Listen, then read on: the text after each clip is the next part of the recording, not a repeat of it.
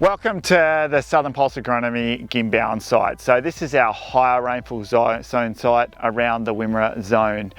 We've been moving a site out here in the last few years just to try and pick up some of those growers in the more marginal regions of the southern Wimmera.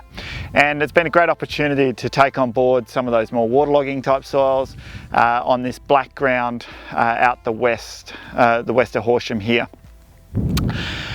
On this site today, what we're going to do is we're going to have a walk around and have a look at a number of different trials, and we have got all crops on site, although the primary focus is around favour beans. So we've got favour bean disease management, where we look at a range of strategies. We've got a favour bean seed source trial, and also we have got a favour bean germplasm trial. So just looking at some of the older germplasm and how it might fit in these systems alongside some of the newer varieties.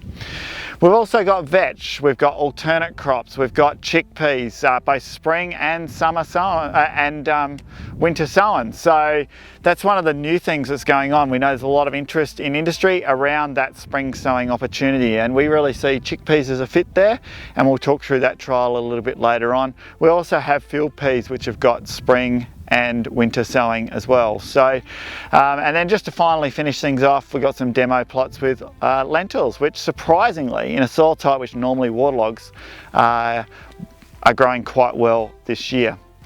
A little bit of background around the site. Again, this is a no-till site on controlled traffic on about 13.3 centimetre row spacings into a fairly heavy standing residue. So fantastic for growing pulses, fantastic bean country. We managed to sow this site back at the end of April, so around that, just after Anzac Day, that was our main sowing window, and we've had great rainfall this year. So the crops are looking fantastic, and hopefully we'll end up with some fantastic results at the end of the year. Hi, I'm Josh Fanning, Pulse Pathologist at Agriculture Victoria. We're standing here at Gymbowen in the middle of a grain growing region and a bean area. And we're in one of 5 trials across the state looking at bean disease management. This year we've gone with a different approach towards bean disease management, similarly along the same lines as what we've been doing in chickpeas and some of our other crops. We've been looking at these newer fungicides that have been released. So out here today we've got tebuconazole plus azoxystrobin or Veritas, we've got bixafen plus prothioconazole, and then we're comparing those treatments towards our prosimidone or our carbendazim, or those more traditional treatments which are a Schedule 7 or a more dangerous chemical. And so we're trying to compare whether these other products require less sprays or less fungicide applications compared to those more traditional products where you may be putting on 3 and 4 applications or even more than that in a high disease pressure year. The other product we've got out here is a new product from Syngenta in that same sort of marketplace as our Aviator and Veritas, so our bixafen plus prothioconazole and our tebuconazole azoxystrobin, and we're comparing these fungicide applications at an early flowering stage compared to where we'd put a carbendazim or a prosimidone on as a canopy closure. So we've waited until the canopy's closed and put it on at that early flowering spray or early flowering time, which is the latest that those products can be sprayed in terms of our Aviator and this new Syngenta product. And we're comparing it with our tebuconazole and azoxystrobin, which has been put out at that same early flowering stage, just to try and compare these higher value products. So we'll now have a closer look at our disease symptoms.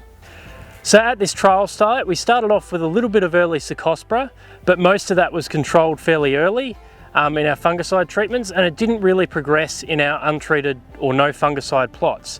What I'm holding here is a plant of Amberley or PBA Amberley, which is currently provisionally rated MR. And we can see here that we've lost a whole lot of leaves to chocolate spot down the bottom, and we've got chocolate spot progressing all the way up the plant here. So we're still losing some of our leaves, the lower leaves are there. If we compare that to a full fungicide plant, we can see that all these lower leaves are still intact and still on the plant. So the other characteristic that we're seeing with PBA Amberley is we can see here all these chocolate spot lesions, but we can see that the chocolate spot lesions on PBA Amberley, there's fewer of them the further up the plant, which is what you'd expect to see. But compared to our more susceptible varieties like PBA Bendoc and Fiesta, there's a lot fewer lesions and they're a lot smaller lesions compared to those other varieties. And so hopefully that becomes obvious when we look at these other lines such as PBA Bendoc. So I'm now holding a PBA bendoc plant from our uncontrolled plots, or zero fungicide. This is all natural inoculum, I should have set out in this, but we can see here that we've lost both, mainly or most of that lower canopy due to chocolate spot. We can see a lot of disease progressing up here, and they're usually larger, or if we zoom in we can see that these are usually larger lesions compared to PBA amberley, and this is currently rated moderately susceptible. When we compare that in bendoc in a full fungicide regime, we can see that again there's all those lower leaves on the plants. So with the full protection of our fungicides, we can see that most of those lower leaves have all survived, compared to in our untreated plots where most of those lower leaves have all been defoliated or dropped off due to disease. So probably the key take-home message at the moment is we're seeing botrytis is a very aggressive disease which has been known for a number of years, and it's really been demonstrated in these trials that it can progress very quickly in the absence of fungicides. The proof will always be in the pudding, and so we don't really want to talk too much about how well these fungicides are doing until we can compare the yield results at the end of the season. Okay, we're standing in a trial which is again looking at seed source, similar to the trial that we're running at Carrier in the Mallee. So this is a partnership with SeedNet and with Caleb Hill. So what they've done for us is source a number of different sources of PBA bendoc from around Southern Australia, right up through irrigated zones through to really dry zones, and we're just looking at the impact of seed source on production and yield of bendoc beans. And so just standing here in these two plots probably shows you the extremes, because you can't really see too much else in the trial at the moment. This particular seed source, where it's nice and empty just here, is from Bullaroo Centre. So this is from a really droughted site last year, just not growing really well at all. So compared to one of the other treatments we've got here, you know, most of the other treatments look like this. You know, early in the season we did see some growth differences, generally linked to some higher vigour from seed sources that came from irrigated sites, or even sites in the higher rainfall zones. So it will be interesting to have a look at all the data at the end of the year, have a look at seed quality, because there were huge differences in seed size, etc. But just to give you a snapshot of what we're doing with seed sources in PBA bendoc. So we're just standing in here, a variety germplasm type trial, and so I'm standing in between a couple of plots here. This one on my right is Aquadulce, so one of the broad beans. Obviously you can see the huge vigour and height, all starting to fall over quickly now, and this is one of our old varieties. I think it was Fjord, and certainly starting to lodge down pretty heavily now. We've been controlling disease in here with a lot of fungicides this year, otherwise this would be fully diseased at this point. So this whole trial is comparing about, I think we've got about 12 different varieties and germplasm out here, and ranging from some really early flowering and maturing lines, AF12 and PBA Nasma, right through to these broad beans, your Aquadulces, PBA Karimas and that, which will be a lot later flowering and maturing. 18, 20, 26, 28, 30, 34. So now let's have a look at PBA Samira and how it's potting up this year, but we'll start down the root system here. If we zoom in nice and close, there's plenty of nodules going on here. Really healthy root system out at this particular site. Roots going down to a reasonable depth, bit of blackening and obviously a bit of compaction down at depth. But as we move up the plant here, you can see lots and lots of potting up. I did a quick count before, and I reckon there's at least 50 pods on this one plant at this point of time. And we've even still got flowers that are still setting up the top here. So pretty excited about the pod set going on in Samira this year, and interested for people to throw in their estimates of what sort of yield we can achieve. Okay, so we're just going to have a look now at a couple of trials where we're looking at autumn versus spring sowing, and in particular the interest is in chickpeas. Lots of opportunities there for spring sown chickpeas, particularly in the higher rainfall zones. Allows us alternate opportunities for weed management, but also minimise your disease management risks. And then obviously chickpeas are probably one of the best adaptive pulses to the higher temperatures, so they really like flowering and podding under the higher temperatures. So in the chickpea trial, we've actually got a whole range of breeding germplasm, which is really exciting to get access to through the breeding program.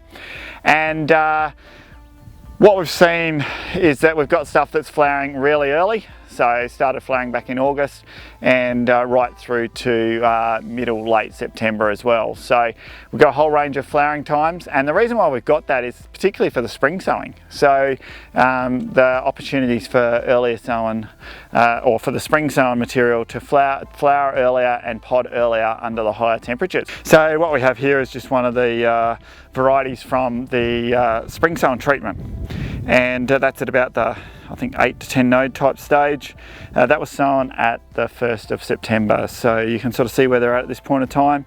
Hopefully that'll start flowering in the next probably month or so, and then we might be harvesting them in February, that sort of period of time. But certainly see lots of potential for chickpeas spring sown in these environments with plenty of moisture underneath them in comparison to the autumn sown treatments. So what we have here is the same variety but sown at the end of April, so about April 25th I think it was, and you can see the size of the plant. This one was actually flowering back at the 10th of August and still hasn't set a pod. So the old known problem of chickpeas and not being able to set pods under cold temperatures, and still flowering away at the top of the plant here. So unfortunately we still are yet to see too many pods here at this site. So it'll be interesting to see what sort of yields it can produce, but also highlights the reason why potentially we're looking at spring sowing in these type of environments. Massive biomass, no pods, could spell a lot of problems for chickpeas. So that's what we're trying to look at here in this trial.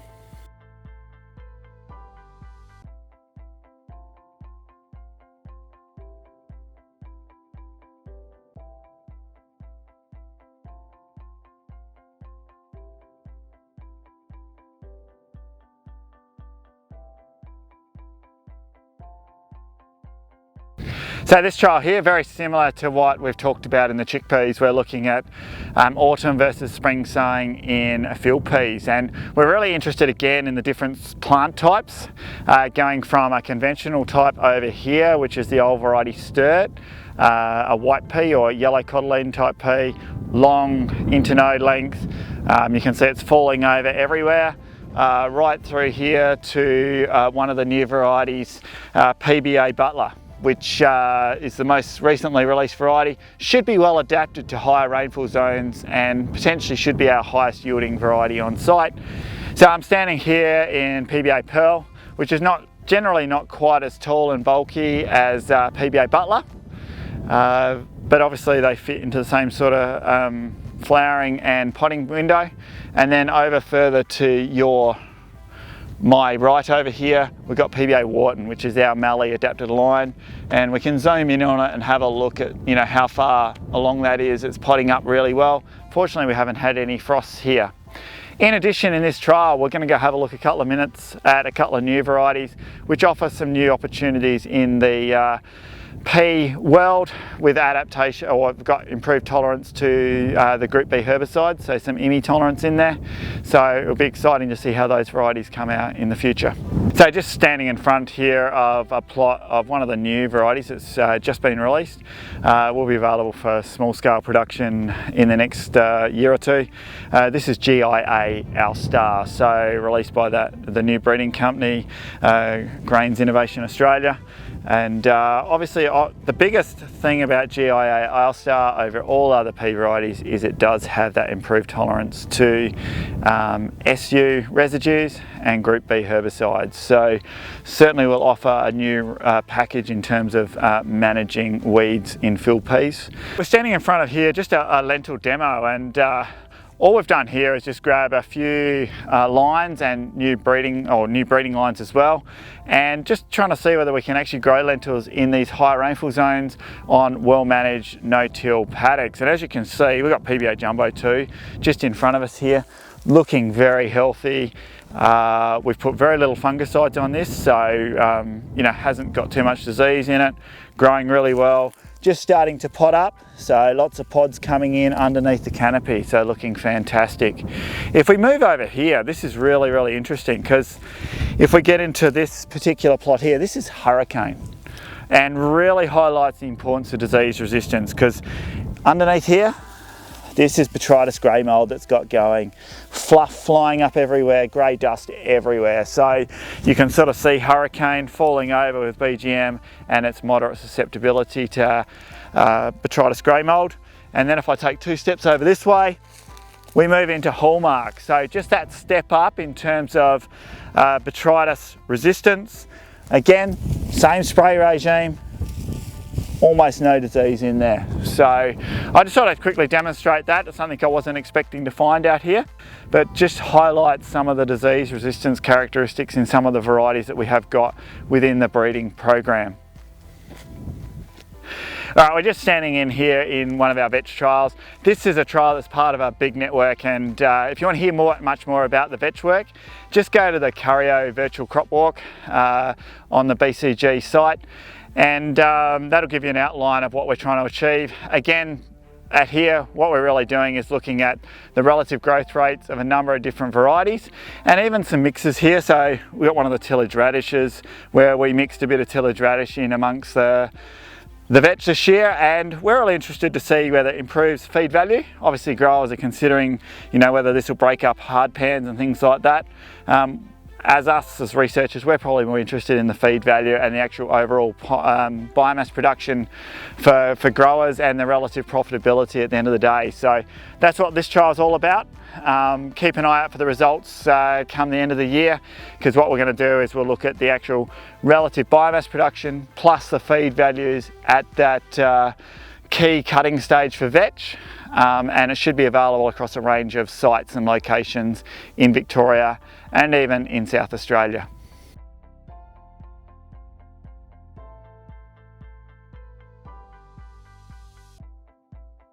So we're standing here in, again, alternate crops or alternate pulses trial, similar to what we had at Curio. So if you want to find out a lot more information, just go to the Curio Virtual Crop Walk and have a listen to Audrey Delahunty. So this is a trial we run for the AgVic team who are looking after this field of research. I'm just standing here in amongst a few different plots. We've got the white flowers over there, tillage radish, canola, narbon beans, for those guys in the history that know a bit about narbon beans.